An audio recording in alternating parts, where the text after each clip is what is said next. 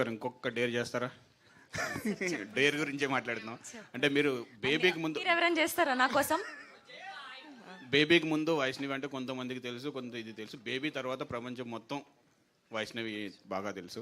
So మీరు second ఫిల్మ్గా ఈ cinema తీసుకునేటప్పుడు రెండు ఉన్నాయి. ఒకటి production house, Dil Raju production house అని ఒప్పుకున్నారా, లేదా కథ నచ్చి ఒప్పుకున్నారా? హానెస్ట్గా డేర్ ఒకటి.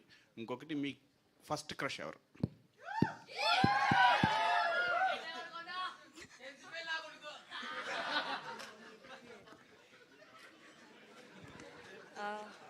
సార్ ఫస్ట్ కథ సార్ చాలా డిఫరెంట్ అని చెప్పాను కదా, నేను చాలా టఫ్ ఉంది. నాకు టఫ్ యాక్టింగ్ ఇట్లా మనం రెగ్యులర్ లైఫ్లో చేసేదానికంటే లేనిది చేయడం నాకు ఎక్కువ ఇంట్రెస్ట్. సో నేను అట్లా కథ వల్ల చేశాను. So I want add one more thing. ఈ కథ అనుకున్నప్పుడు మీకు పిచ్ డెక్స్ చేస్తాం కదా కథ గురించి. 2018 or 19 started pitch deck.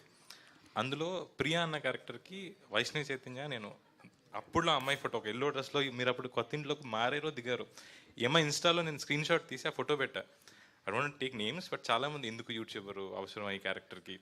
So this is so coincidental. ఆ అమ్మాయి ఎదిగి అరే వైష్ణవి చైతన్య కావాలన్న స్టేజ్కి వచ్చింది. ఆ పిచ్ డెక్లో అన్నీ మారినాయి అమ్మాయి తప్ప.